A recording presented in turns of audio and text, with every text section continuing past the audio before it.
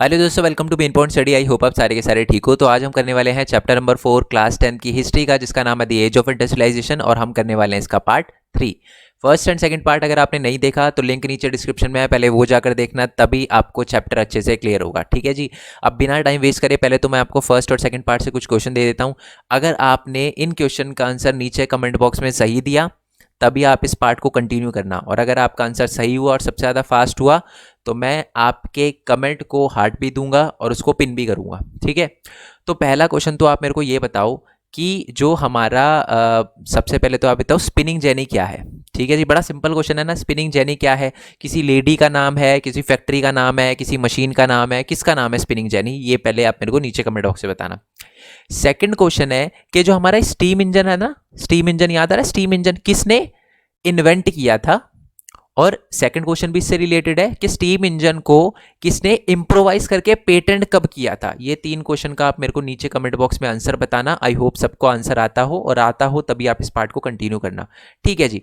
अब आ जाते हैं अपने थर्ड पार्ट पे, और मैं बता दूं कि आपके इस चैप्टर का सबसे इंपॉर्टेंट पार्ट जो है हमारे थर्ड पार्ट ही है। मैं ऐसा इसलिए बोल रहा हूं क्योंकि इसके अंदर इंडिया से रिलेटेड है।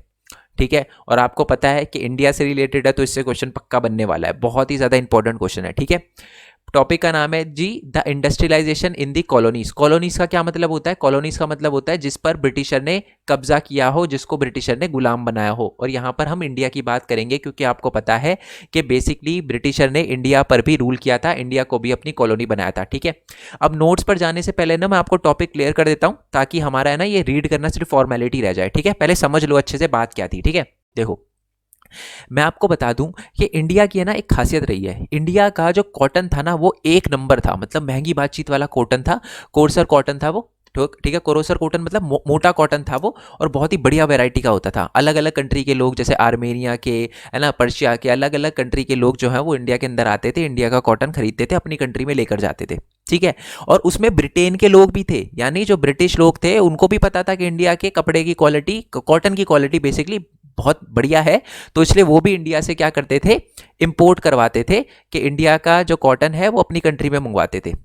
ठीक है जी, क्योंकि उनको भी पता था कि इंडिया का कॉटन बढ़िया है, इंडिया के कॉटन से बढ़िया तरीके का कपड़ा बनेगा। ठीक है।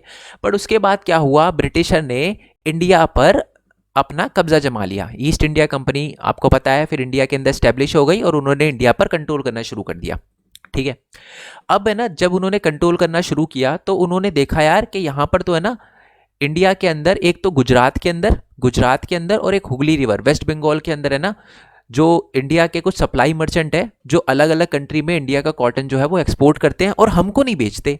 वो सिर्फ फ्रेंच लोगों को, क्योंकि फ्रेंच लोग, आर्मेनियन लोग, पर्शियन लोग ज़्यादा पैसे देते थे तो वो उनको भेजते हैं। बट फिर ब्रिटिशर को समझ आया कि भाई हम तो अब रूल कर रहे हैं हम इस कंट्री पे। तो उन्होंने क्या किया, गुजरात के आसपास की जो कोर्ट थी ना, कोर्ट वगैरह जो होती है, उनसे बोल दिया कि अब है ना सिर्फ इंडिया का जो कॉटन है वो सारा का सारा ब्रिटेन ही जाएगा। ठीक है। तो बेसिकली उन्होंने मोनोपोली ले ली और बोला कि आपका जो मतलब है वो सारा का सारा सिर्फ और सिर्फ कहां पर जाएगा, हमारे ब्रिटेन जाएगा। ठीक है। और इसकी वजह से ना इंडिया के जो मर्चेंट थे उनके हाथ से बिजनेस छिन गया, तो इसलिए गुजरात और जो हमारा ये हुगली रिवर का पोर्ट था ना, धीरे धीरे खत्म हो गया, और एक न्यू पोर्ट जो है वो मुंबई का पोर्ट, क्योंकि यहाँ पर ब्रिटिशर जाते थे, ये थोड़ा सा डेवलप होने लग गया। ठीक है जी। अब समझ आ गया ब्रिटिशर को कि हाँ भाई इंडियन मर्चेंट तो उन्होंने खत्म कर दिए।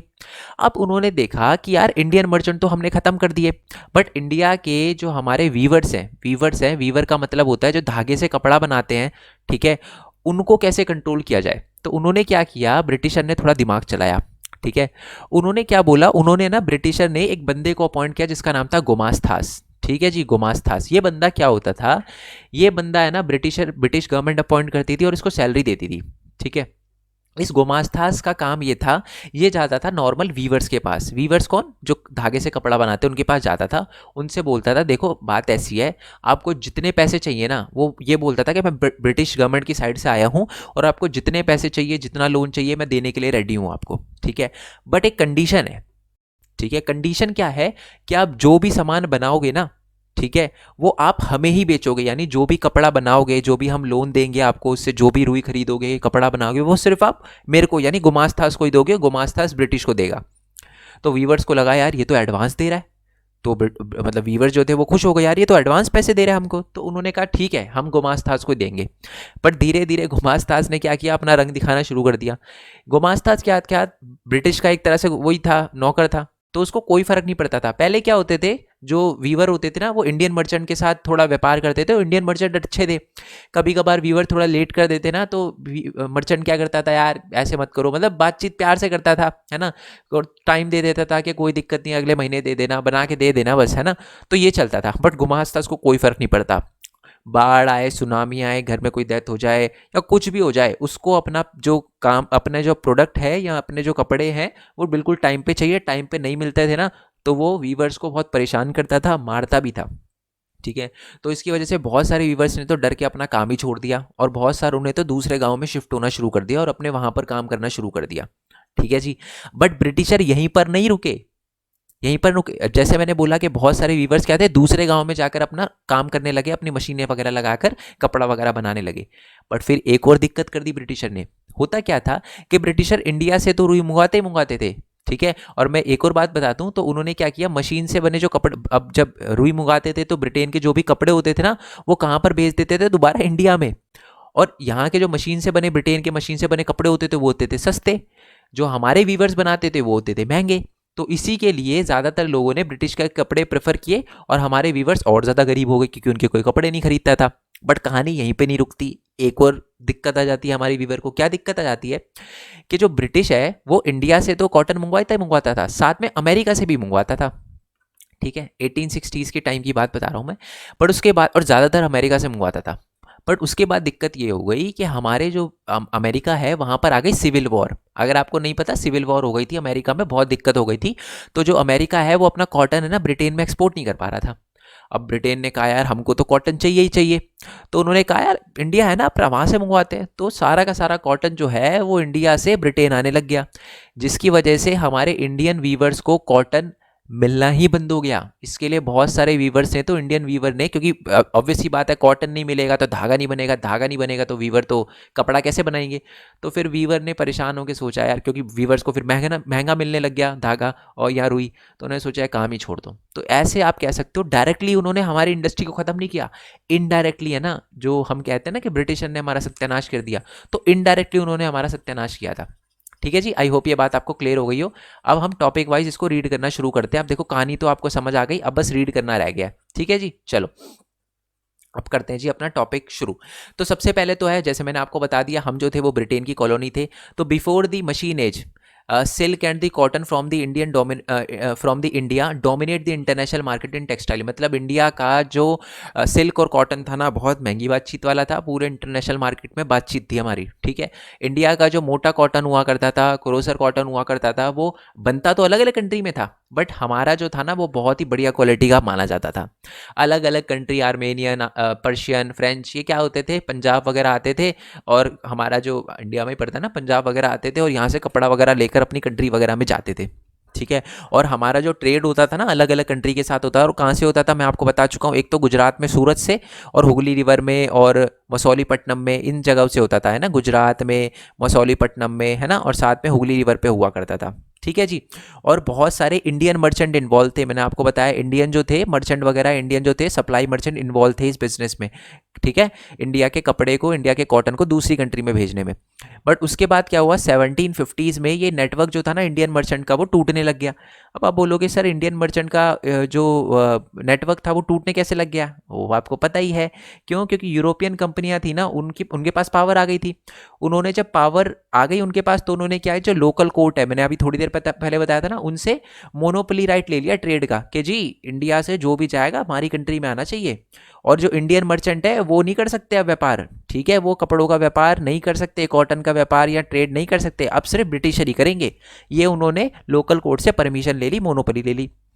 This resulted in a decline of a old port of a Surat and the Hooghly established of a new port like Bombay and Kolkata. और इसी की वजह से जहाँ पहले इंडियन मर्चेंट हुआ करते थे, जैसे सूरत में, है ना, और हमारे मसौलीपट्टनम में और हुगली में, ये धीरे धीरे खत्म हो गए और नए नए पोर्ट डेवलप हो गए गुजरात की, उसमें अपने बॉम्बे की साइड में और कोलकाता की साइड में। ठीक है जी। और अब मैं आपको बता दूं, सूरत के पोर्ट में जो पहले इंडियन मर्चेंट के हाथ पे था ना, 1690s में जब ब्रिटिशर नहीं आए थे 16 मिलियन का ट्रेड हुआ करता था, बट 1740 से आते आते 3 मिलियन रह गया क्योंकि ब्रिटिशर ने फिर मोनोपोली ले ली थी। अब वीवर्स का क्या हुआ, वीवर्स की कहानी भी आपको पता ही है कि the consolidation of the east India company power after 1760, आपको पता है पावर उनके पास 1760s में आई, पर उन्होंने स्टार्टिंग में जब वो आए थे ना, तो उन्होंने इंडिया के टेक्सटाइल इंडस्ट्री को आप कह सकते हो डिक्लाइन नहीं किया। मतलब वो चाहते तो जैसे ही वो आए थे ना वैसे ही क्या कर सकते थे, इंडिया के टेक्सटाइल इंडस्ट्री पे बैन लगा सकते थे और अपने को पावर दे सकते थे कि जो भी आएगा हमारी कंट्री में ही आएगा, इंडिया का कपड़ा और इंडिया के इंडस्ट्री, मतलब इंडिया की इंडस्ट्री को वो बहुत पहले ख़त्म कर सकते थे, बट उन्होंने ऐसा किया नहीं। अच्छा, क्यों नहीं किया? क्योंकि मैंने बताया ही आपको कि इंडिया का जो कॉटन था वो बहुत ही बढ़िया क्वालिटी का था और ब्रिटिश की कॉटन इंडस्ट्री इतनी ज़्यादा अच्छी नहीं थी, तो उनको पता था यार कि हमको कॉटन की ज़रूरत है, और अगर मान लो इंडिया का हमने कॉटन टेक्सटाइल इंडस्ट्री ख़त्म कर दिया तो हमारे पास कॉटन कहाँ से आएगा। तो इसलिए उन्होंने बोला कि चलने दो, ठीक है, ताकि यूरोप में भी भेजा जा सके इंडिया का कपड़ा या इंडिया का जो कॉटन वगैरह है। So many company was keen to expanding textile export from the India, और इसी वजह से बहुत सारी उन्हें पता था कि यार इंडिया का कपड़ा अलग अलग कंट्री में जाता है। ठीक है, अब ये थोड़ा सा बता रखा है, समझ आ गया ना। तो बेसिकली जब वो आए इंडिया के अंदर तो उन्होंने स्टार्टिंग में इंडिया के टेक्सटाइल इंडस्ट्री को ख़त्म नहीं किया, क्योंकि उनको पता था इंडिया की कपड़ा क्वालिटी अच्छी है और हमारे पास कोई ऑप्शन नहीं है, तो इसलिए उन्होंने इंडिया के टेक्सटाइल इंडस्ट्री को इतना हार्म नहीं पहुँचाया। बट उसके बाद क्या हुआ कि East India Company had found it difficult to insure a regular supply of the goods for the export. Why? पर उसके बाद उन्होंने देखा कि यार ये तो इंडियन तो बड़े ख़राब है। क्यों? क्योंकि उन्होंने ब्रिटिशर ने रूल तो करना शुरू कर दिया, बट हमारे इंडियन भी थोड़े तेज। हमारे इंडियन ने कहा कि जी हम तो बेचेंगे उन्हीं बंदों को जो देते हैं ज़्यादा पैसे। ब्रिटिश ने कहा कि ये क्या है, तो उनको बड़ा गुस्सा आया। क्यों? क्योंकि हमारे, आपको पता ही है, फ्रेंच, डच, पोर्चुगीज़ है ना, बहुत सारे मार्केट के अंदर इंडिया के कपड़े की बहुत डिमांड थी, और हमारे जो सप्लाई मर्चेंट्स थे ना वो सिर्फ उन्हीं लोगों को बेचते थे जो बेस्ट बायर थे, मतलब जो पैसे ज़्यादा देने के लिए रेडी थे। तो इसलिए ही एक लेटर लिखा गया लंदन में, ईस्ट इंडिया कंपनी और कंपनी ऑफिशियल को लेटर लिखा गया और बोला कि जी इंडिया के जो मर्चेंट है वो तो हमको बहुत हाई प्राइस पे दे रहे हैं। और उसी के बाद ये सीन हुआ था कि ब्रिटिश गवर्नमेंट ने मोनोपोली ले ली थी। ठीक है, अब देखो हम आगे बढ़ेंगे, उससे पहले मैं बता दूं इस चैप्टर के नोट्स आपको हमारे टेलीग्राम चैनल पे मिल जाएंगे। मेन पॉइंट स्टडी 10th लिखोगे, 10th के टेलीग्राम चैनल पे आ जाओगे। 10,000 से ज़्यादा बच्चे यहाँ पर पहले से एडेड है, और नोट्स मैं वैसे तो इस पर अपलोड कर दूंगा, बट वेबसाइट पे भी आपको मिल जाएंगे। बल्कि मैं आपको कहूँगा कि मैं वैसे तो वेबसाइट पे डालने की कोशिश करता हूँ, तो वेबसाइट आप चेक करना mainpointstudy.in, और सिर्फ इस चैप्टर के नहीं बाकी चैप्टर के भी आपको नोट्स मेन पॉइंट स्टडी पे मिलेंगे, MCQ भी, मोस्ट इंपॉर्टेंट क्वेश्चन भी, और उनकी वीडियो भी, सारा आपको मेन पॉइंट स्टडी पे मिल जाएगा। और डोंट वरी, फ्री है, एक भी पेनी आपको पे नहीं करनी, कोई पैकेज नहीं है, कोई कोर्स नहीं है, सब कुछ फ्री है। जाओगे, क्लिक करोगे, PDF आएगी सामने, डाउनलोड कर लेना डायरेक्टली। ठीक है, एकदम फ्री है। ऐसा क्यों है? ऐसा इसलिए है ताकि हर बच्चे की हेल्प हो पाए, 100% नंबर हर एक बच्चे के आ पाए, इसी के लिए फ्री है। हिंदी मीडियम में भी नोट्स है और इंग्लिश मीडियम में भी नोट्स है। ठीक है जी, अगर आपका कोई फ्रेंड हिंदी मीडियम का हो तो उन्हें बता देना कि हिंदी मीडियम के भी नोट्स मिल जाएंगे और MCQ वगैरह भी मिल जाएंगे, क्योंकि हिंदी मीडियम में कंटेंट बहुत कम अवेलेबल होता है। ठीक है, जैसे मैंने बताया नोट्स एकदम फ्री है ताकि सबकी हेल्प हो पाए। ओके, बट मेरे लिए ना ये वेबसाइट की कॉस्ट मैनेज करना थोड़ा डिफिकल्ट हो रहा है। आपको पता ही है बात, जिन बच्चों को थोड़ी वेबसाइट की नॉलेज होगी उनको पता होगा कि कॉस्ट होती है वेबसाइट की। ठीक है, अभी तो शायद मैं मैनेज कर रहा हूँ, बट शायद आने वाले फ्यूचर में या आपके जूनियर्स या जो भी अभी 8th में होंगे, शायद उनके टाइम पे ये कोर्स जो है मेरे को सेल करना पड़े, ना चाहते हुए भी सेल करना पड़े, मेरे पास कोई ऑप्शन ना रहे। तो मैं आपको बोलूँगा कि आप सपोर्ट ज़रूर करो। ठीक है, यहाँ पर वेबसाइट पे जाओगे तो एक कॉन्ट्रीब्यूटर्स का बटन मिलेगा आपको, आप वहाँ पर मेरे को पेटीएम वगैरह से सपोर्ट कर सकते हो। ठीक है, देखो कितना बड़ा सपोर्ट है, कितनी छोटी अमाउंट है, उससे फ़र्क नहीं पड़ता, आपका सपोर्ट मैटर करता है। जब कोई बच्चा ऐसा छोटा सा एक कंट्रीब्यूशन देता है, मेरे को लगता है जब बच्चा इतना कर रहा है तो मेरे को 100% देना चाहिए अपना, 1000% देना चाहिए अपना। तो आप सपोर्ट करना चाहो तो कर सकते हो, और सबसे बड़ा सपोर्ट बच्चे ये रहेगा, अगर आप फाइनेंशियली सपोर्ट नहीं कर सकते कोई बात नहीं, आप अच्छे नंबर लेकर आओ, वो मेरा सबसे बड़ा सपोर्ट होगा। ठीक है, और कोई दिक्कत नहीं है, जैसे कि आप वेबसाइट पे आते हो, आपको वेबसाइट पे कोई ऐड वगैरह मिलती है, उस पर क्लिक करके 10-20 सेकंड रुक जाना, वो भी अल्टीमेटली सपोर्ट ही होगा। ठीक है जी, और कोई आपको देख नहीं रहा, ठीक है, ऐसा नहीं है कि मेरे को पता चलेगा कि आपने ऐड पे क्लिक किया है नहीं किया, बट मेरे को पता है आप मेरे को सपोर्ट करने के लिए, क्योंकि देखो एक टाइम पे मेरे 10 सब्सक्राइबर थे, कभी सोचा नहीं था कि 2 लाख तक पहुंचूंगा। 2 लाख से ज़्यादा सब्सक्राइबर है, वो सिर्फ आपकी वजह से हुए हैं, आपके सपोर्ट की वजह से हुए हैं। ठीक है, आपका भरोसा है तो मेरे को पता है कि आप वेबसाइट पे भी ऐड वगैरह चलेगी और उस पर क्लिक करके भी आप सपोर्ट करोगे। मेरे को पता है हर बच्चा जो है ना वो तरीका ढूंढता है कि आप सर बताओ कि हम आपको कैसे सपोर्ट कर सकते हैं। तो पहली बात तो यार बहुत बहुत थैंक यू है जितना भी आपने सपोर्ट किया, ठीक है। बाकी चैनल को सब्सक्राइब नहीं किया तो कर देना, ये हमारी फ़ीस है। फ़ीस क्या है? चैनल को सब्सक्राइब करना और लाइक करना वीडियो को और एक बढ़िया सा कमेंट करना, ये है हमारी फ़ीस जी, ठीक है। बाकी हमारे अलग अलग चैनल है, भरत कुमार खोरवाल ब्लॉगिंग चैनल है, मन करे तो चेक कर लेना, बाकी देख लेना, देख के ही करना, ठीक है। ये मेन पॉइंट गेमिंग का चैनल है, ये यूनिक वर्ल्ड का चैनल है जो कि अब एक गवर्नमेंट जॉब के एग्ज़ाम उनके लिए हो चुका है, तो आप इसे चेक कर लेना। बाकी है जी main point take. Basically main point take पे मैं ये बताता हूँ कि एक स्टूडेंट अर्न कैसे कर सकता है, पैसे कैसे कमा सकता है, ठीक है। सबसे ज़्यादा इंपॉर्टेंट चैनल है ये, देखो मैं आपको दिखा देता हूँ। मेन पॉइंट टेक पे 21,200 से ज़्यादा बच्चे हैं, यहाँ पर सिर्फ 63 वीडियो है, बट फिर भी इतने ज़्यादा सब्सक्राइबर पता है इस पर क्यों है? क्योंकि मैं इस पर ये बताता हूँ कि स्टूडेंट अर्न कैसे कर सकता है, पैसे कैसे कमा सकता है। बहुत सारे बच्चों ने भी करा है, ठीक है। आप फ़ोन से एनिमेशन वीडियो बना के यूट्यूब पे कैसे अपलोड कर सकते हो, लैपटॉप से एनिमेशन वीडियो बना के कैसे अपलोड कर सकते हो, ठीक है। आप दूसरे की वीडियो यूट्यूब पे कॉपी करके कैसे अर्न कर सकते हो, वेबसाइट कैसे बना सकते हो, वेबसाइट पे ऐड कैसे चला सकते हो, ये सारी की सारी चीज़ें जो है, आप बिना फेस के वीडियो कैसे बना सकते हो, ये सारी की सारी चीज़ें जो है वो मेन पॉइंट टेक पे मैं बताता हूँ, ठीक है। बहुत सारे बच्चों के $100 कंप्लीट हुए हैं, उन्होंने मतलब बहुत सारे उन्हें एनिमेशन चैनल वगैरह बनाया था, तो बहुत ही ज़्यादा खुशी मिली कि यार कोई 11th और अब 10th का तो मेरे को पता नहीं और बच्चे 10th के हैं या नहीं है, बट 11th के ज़्यादातर बच्चे हैं जिन्होंने $100 अर्न किया है यूट्यूब से, तो उनको बहुत बहुत बधाई। मैं चाहता हूँ हर एक बच्चा अर्न करे, 9th का भी बच्चा अर्न करे, ठीक है। तो आप इस चैनल को चेक वगैरह कर सकते हो, अगर आपको अच्छा लगे तो सब्सक्राइब कर देना, वरना कोई दिक्कत नहीं है, ठीक है। अब आ जाते हैं जी दोबारा से अपने पार्ट पे, ठीक है। चलो, तो मैंने आपको बता दिया कि बेसिकली जो ब्रिटिशर थे उन्होंने देखा कि यार ये जो इंडियन है हमारा रूल चल रहा है, फिर भी ये क्या कर रहे हैं, हमको नहीं दे रहे, ये बोल रहे हैं कि जो ज़्यादा पैसे देगा उनको देंगे। तो इसलिए उन्होंने क्या किया, मोनोपोली ट्रेड ले लिया, राइट टू ट्रेड ले लिया हमारे कोर्ट वगैरह से, ठीक है जी। It proceeded to develop a system of the management and control that eliminate competition, control cost and ensure the regular supply of the cotton and the silk goods for the British, ठीक है, या British companies. तो basically ये क्या था, ये जो उन्होंने मोनोपोली ट्रेड लगाया था, ये क्यों लगाया था, मोनोपोली राइट टू ट्रेड क्यों लगाया था, ताकि कंपटीशन खत्म हो जाए, ताकि वो सब कुछ कंट्रोल कर सके ब्रिटिशर, और साथ ही में इंडिया का जो कॉटन है और जो सिल्क गुड्स है ना वो डायरेक्टली ब्रिटिशर के पास जा सके। ये इसलिए किया था उन्होंने, मोनोपोली राइट टू ट्रेड इसलिए लगाया था, मतलब अपनी पावर का मिसयूज़ किया था उन्होंने, ठीक है। This this it through this did होगा this this it did through a series of the step, यानी ये जो चीज़ें हुई थी ये बहुत ही सीरीज ऑफ स्टेप से हुई थी। मैं एक जस्ट सेकंड में चेक कर लेता हूँ, टॉपिक का नाम यही था क्या, age of industrialisation, textile industry, Manchester came to Europe, इससे ऊपर वाला टॉपिक है। चलो जी आगे देखेंगे हम, देख लेता हूँ एक बार, चलो कोई दिक्कत नहीं है, अब देखेंगे ही। मतलब मैं ये बता रहा था कि लाइन ऑब्वियसली शायद मैंने गलत लिखा, मतलब ये मैं आपको इस पॉइंट में ये बताऊंगा कि उन्होंने धीरे धीरे जो हमारे व्यूवर्स थे ना उनको कैसे एलिमिनेट किया, उसके बारे में हम देखने वाले हैं, ठीक है जी। चलो, मतलब व्यूवर्स को क्या प्रॉब्लम आई, मैं एक बार देख लेता हूँ यार, ये वाला टॉपिक कौन सा था हमारा, व्हाट हैपन टू वीवर, यही होगा मेरा। ये तो हमारा हो गया था ना, ठीक है, ये यहाँ से है, हाँ ये रहा, this did through a series of a step, तो यही वाला, ठीक है ठीक है। तो कुछ स्टेप ब्रिटिशर ने लिए ताकि इंडियन वीवर जो हैं वो अफेक्ट हो। अब इंडियन वीवर कैसे अफेक्ट हुए, ठीक है, उसी के बारे में हम देखने वाले हैं कि इंडियन, वही वाला टॉपिक हमारा चल रहा था कि what happen to the weavers, तो कैसे अफेक्ट हुए इंडियन के वीवर्स। तो देखो पहले तो उन्होंने क्या किया, मैंने आपको बता दिया, एक गुमास्तास को अपॉइंट किया उन्होंने, और वही क्या करता था, वीवर को सुपरवाइज करता था, उनसे कलेक्ट करता था सप्लाईज और कपड़े वगैरह की क्वालिटी वगैरह मेंटेन करता था, ठीक है। सेकंड उन्होंने क्या किया, वीवर्स को ये बोला कि जी हम आपको लोन तो दे रहे हैं, पैसे तो दे रहे हैं, बट इस पैसे के से आप जो भी उगाओ, जो भी प्रोड्यूस करोगे, जो भी कपड़े बनाओगे, वो सिर्फ किसको देने हैं, गोमास्तास को देने हैं।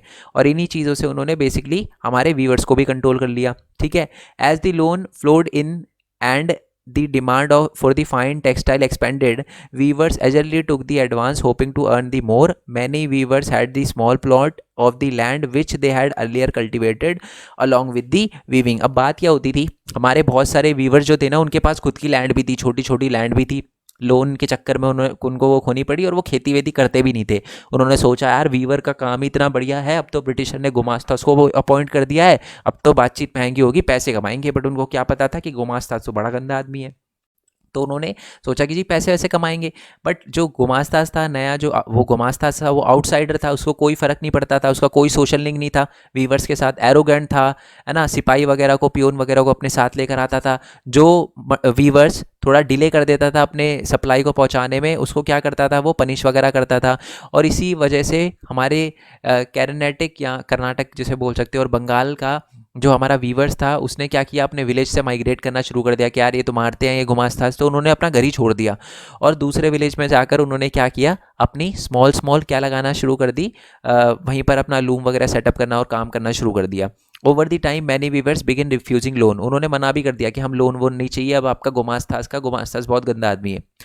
Closing down their workshop and taking to the agriculture labour, और उसके बाद क्या हुआ, उन्होंने काम ही छोड़ दिया वीविंग का, क्योंकि उसे पता, उन्हें लग रहा था कि यार ये तो बड़ा गंदा कर रहे हैं ये ब्रिटिशर, तो इसलिए उन्होंने काम ही छोड़ दिया और दोबारा से अपने खेतों पे काम करना शुरू कर दिया। By the turn of the 19th century cotton weaver face new problem, और उसके बाद क्या था, हमारे कॉटन वीवर्स और भी नई प्रॉब्लम फेस कर रहे थे। क्या प्रॉब्लम थी आपको बताइए कि पहली बात तो एक तरह से इंडियन वीवर्स तो ख़त्म ही हो गए थे, अब जो बचे कुचे वीवर्स थे वो भी, उनको भी बहुत परेशानी आई। कैसे, ब्रिटिशर के बने बनाए कपड़े इंडिया के अंदर आने लगे, ठीक है, इंडिया का सारा कॉटन हमारे ब्रिटेन में जाने लगा, जिससे इंडिया के वीवर के पास कपड़ा नहीं बचा। तो ये भी प्रॉब्लम नहीं है, अभी देखो यहाँ यहाँ पर आपको पता चलेगा। और देखो अभी आना आपको ये समझ नहीं आ रहा होगा कि सर इसमें से क्वेश्चन किस वे में आएगा और क्वेश्चन में कौन कौन से पॉइंट लिखने, डोंट वरी, मैं इस चैप्टर के मोस्ट इंपॉर्टेंट क्वेश्चन की वीडियो डालूंगा, बहुत ही ज़्यादा इंपॉर्टेंट वीडियो है। अगर आपको एग्जाम में फुल मार्क्स चाहिए तो मोस्ट इंपॉर्टेंट क्वेश्चन की वीडियो देखना मत भूलना, क्योंकि इसमें सारे के सारे प्रीवियस ईयर क्वेश्चंस होंगे और मोस्ट इंपॉर्टेंट क्वेश्चन होंगे जो आपके एग्जाम में आएंगे ही आएंगे। मैंने ये नहीं बोला आ सकते हैं, मैंने बोला आएंगे ही आएंगे, समझ रहे हो, तो वो आपको करने ही करने हैं। चलो अब आते हैं मैनचेस्टर केम टू इंडिया। एक तरह से मैनचेस्टर ब्रिटिश ही समझो, आप ब्रिटेन ही समझो, क्योंकि मैनचेस्टर हमारा ब्रिटेन में ही पड़ता है, ठीक है। चलो अब 1772 की बात है, एक पर्सन थे जिनका नाम था हेनरी पर्तुलो, ये ब्रिटिश ऑफिशियल थे, या ईस्ट इंडिया कंपनी के ऑफिशियल थे ये। इन्होंने पता क्या बोला था, इन्होंने ये बोला था, ध्यान से सुनना, इन्होंने बोला था the demand for the Indian textile could never be reduce since no other nation produce the good of the same quality. इन्होंने बोला कि इंडिया की जो कपड़े की मांग है ना, उसको आप कभी कम नहीं कर सकते, आप कम उससे तभी कर सकते हो जब इंडिया जैसी कपड़े की क्वालिटी कोई दूसरी कंट्री भी प्रोड्यूस करे, ठीक है जी। In 1811-12 the piece goods accounted for the 33% and India's export जो 50s 51 में आके 3% रह गया, यानी 1812 में ना इंडिया दूसरी कंट्री में 33% है ना अपना एक्सपोर्ट करता था, कॉटन वगैरह और चीज़ें वगैरह, गुड्स वगैरह, सिल्क गुड्स और कॉटन गुड्स, जो कि 1850 और 51 में आते आते सिर्फ 3% रह गया, और ये सिर्फ ब्रिटिशर की वजह से हुआ था। अब ये कैसे हुआ ये आपको पता ही है, कैसे हुआ ये कि दी cotton industry develop in England, England के अंदर कॉटन इंडस्ट्री डेवलप हो गई। अब जब उन्होंने देखा कि इंग्लैंड के अंदर, जब ब्रिटिशर ने देखा कि इंग्लैंड के अंदर कॉटन इंडस्ट्री डेवलप हो गई, तो उन्होंने इंडिया से जो भी कपड़ा आता था ना, वो उससे परेशान हो गए। उन्होंने कहा इंडिया से कोई कपड़ा नहीं आने चाहिए, और उन्होंने गवर्नमेंट को प्रेशराइज करना शुरू कर दिया कि आप है ना जो भी इंडिया से कपड़ा भेज रहे हो ना, उस पर आप टैक्स लगाओ, ताकि जो भी हम मशीनों से जो भी ब्रिटेन के अंदर कपड़े बना रहे हैं ना, तो ब्रिटेन के लोग भी क्या करें, ब्रिटेन की मशीन, ब्रिटेन की कंपनी की ही कपड़े खरीदे, है ना, इंडिया के कपड़े ना खरीदे। तो इसलिए आप क्या करो, इंडिया के कपड़े पर टैक्स लगा दो, और इंडिया का कपड़ा अगर 10 रुपये का आ रहा है यहाँ पर, तो उसको 100 रुपये का कर दो, ये बोला। इसकी वजह से हमारे बहुत प्रॉब्लम हो गई हमारे व्यूवर्स को, क्यों, क्योंकि उनका कपड़ा बहुत महंगा हो गया था, कोई ब्रिटेन में उनके कपड़े खरीदना नहीं चाह रहा था। और उसी टाइम क्या हुआ, उसी time at the same time industries persuaded East India Company to sell British manufacture in the Indian market as well. अच्छा जी, उन्होंने अब ये तो बोल दिया कि इंडिया का कपड़ा नहीं आना चाहिए, इंडिया का कपड़ा महंगा कर दो, और साथ में उन्होंने ये भी बोला कि हमारा बना बनाया कपड़ा इंडिया में ले जाओ। देख रहे हो, मतलब एक तरफ से भी गया हमारा वीवर, दूसरी तरफ से भी गया, ठीक है। इंडिया का कपड़ा ब्रिटेन में जा रहा था तो ज़्यादा टैक्स लग रहा, कोई खरीद नहीं रहा, और दूसरी बात ब्रिटेन का सस्ता बना हुआ कपड़ा इंडिया के अंदर आ रहा, तो इंडिया के लोग भी ब्रिटेन का कपड़ा खरीद रहे, मतलब दोनों तरफ से ब्रिटिश की मार्केट भी गई इंडियन वीवर के लिए, इंडिया की मार्केट भी गई। और उसके बाद क्या हुआ, at the end of 18th century there had been a virtual no import of the cotton piece into India. और उसके बाद क्या था कि इंडिया के अंदर बिल्कुल ही आप कह सकते हो इंडिया से कुछ भी जो है वो इम्पोर्ट नहीं होने लग गया, मतलब बिल्कुल ख़त्म हो गया, इंडिया से कुछ भी एक्सपोर्ट इंपोर्ट नहीं होता था, सारा का सारा ब्रिटिशर खुद ही बनाती थी, और इंडिया की कोई भी चीज़, कोई भी कपड़ा अब ब्रिटेन के अंदर एक्सपोर्ट नहीं होता था। But by the 1850s cotton pieces goods constituted 31% of the value Indian imports 1870s में आते आते वो 50%, मतलब ये बोल रहा है कि इंडिया से कुछ नहीं जाता था ब्रिटेन में, बट ब्रिटेन से बहुत कुछ आता था इंडिया में। ब्रिटेन में पहले 31% आता था 1850s में, जो कि 1870s में आते आते 50% हो गया। मतलब पहले कम भेजते थे ब्रिटेन ब्रिटेन वाले कपड़ा जो है इंडिया के अंदर कम भेजते थे, अब ज़्यादा भेजने लग गए। तो इससे हमारे व्यूवर्स को देखो कितनी परेशानी हो रही थी। ठीक है, अब देखो नेक्स्ट टॉपिक है कि cotton weaver in India thus face two problem at the same time. दो प्रॉब्लम फेस कर रहे थे। क्या? पहली बात तो जो उनकी मार्केट थी कहाँ पर, ब्रिटेन के अंदर मैनचेस्टर में, वो ख़त्म हो रही थी क्योंकि उन पर टैक्स लग रहा था, तो उनका कपड़ा महंगा हो रहा था, कोई ब्रिटेन के अंदर खरीद नहीं रहा था। दूसरी बात है, ब्रिटेन के जो लोअर कॉस्ट के कपड़े थे ना, सस्ते कपड़े थे, वो इंडिया के अंदर आ रहे थे, जिसकी वजह से इंडिया में भी ब्रिटेन के कपड़े खरीदे जा रहे थे, और इंडिया के जो वीवर्स होते थे उनका कपड़ा कोई खरीदता नहीं था क्योंकि वो महंगा था। ठीक है, नेक्स्ट है कि by the 1860s weaver face new problem, और उसके बाद एक नई प्रॉब्लम भी आ गई। नई प्रॉब्लम मैं आपको बता चुका हूँ कि उनको है ना कॉटन मिलना बंद हो गया। हमारे वीवर्स को है ना, ऑब्वियसली बात है, कपड़ा बनाना है तो आपको धागा चाहिए, धागा कॉटन से बनता है, तो कॉटन जो है हमारे इंडियन वीवर्स को मिलना ही बंद हो गया। क्यों? क्योंकि पहले क्या होता था, मैंने आपको बता ही दिया कि ब्रिटिश क्या करती थी, सारा का सारा जो कॉटन है, मैक्सिमम कॉटन अमेरिका से मंगवाती थी। बट अमेरिका में क्या हो गया, सिविल वॉर हो गया, जिसकी वजह से उन्होंने, अमेरिका ने कॉटन भेजना बंद कर दिया, तो सारा कॉटन क्या किया जाता था, इंडिया से इंपोर्ट किया जाता था। तो इसकी वजह से जो इंडिया में जो कॉटन है वो बहुत महंगा हो गया, और इंडियन वीवर जो है वो कॉटन खरीद ही नहीं पाते थे। ठीक है, और इसकी वजह से सिचुएशन उनके लिए और ज़्यादा वर्स्ट हो गई। और आप कह सकते हो कि हमारे 19 सेंचुरी में आते आते तो, एंड में आते आते तो, हमारे जो क्राफ्ट पीपल थे, बहुत ही बुरी हालत हो गई। जो हमारी इंडिया की मार्केट है ना, वो मशीन से बने कपड़ों से भर गई। कोई भी इंडिया के कपड़े खरीदने को रेडी ही नहीं थे। ठीक है, चलो नेक्स्ट पार्ट में हम देखेंगे कि इंडियन वीवर्स ने फिर कैसे सरवाइव करा, क्या चीज़ उन्होंने करी, क्योंकि कुछ वीवर्स जो थे वो फिर भी बचे हुए थे। अब वो कैसे बचे, इतनी सारी प्रॉब्लम फेस करने के बाद भी कैसे बचे, वो हम देखेंगे पार्ट 4 में, और वो हमारा लास्ट पार्ट होगा। ठीक है, अगर वीडियो अच्छी लगी हो तो फीस भरना मत भूलना। फीस है, दोबारा से याद दिला दूँ, एक लाइक, एक कमेंट, और एक अच्छा सा सब्सक्राइब। ठीक है जी, और बेल आइकन दबाना मत भूलना। बाकी मिलते हैं जी नेक्स्ट पार्ट में। मोस्ट इंपॉर्टेंट क्वेश्चन की वीडियो का लिंक भी नीचे डिस्क्रिप्शन में दे रखा होगा, और बाकी चैप्टर का लिंक भी आपको नीचे डिस्क्रिप्शन में दे रखा होगा। मिलते हैं जी नेक्स्ट वीडियो में। नोट्स आपको वेबसाइट में मिल जाएंगे। तब तक के लिए थैंक यू सो मच। जय हिंद, जय भारत, वंदे मातरम, और हमारे डिफरेंट चैनल को सब्सक्राइब करना मत भूलना। मिलते हैं नेक्स्ट वीडियो में। Bye bye.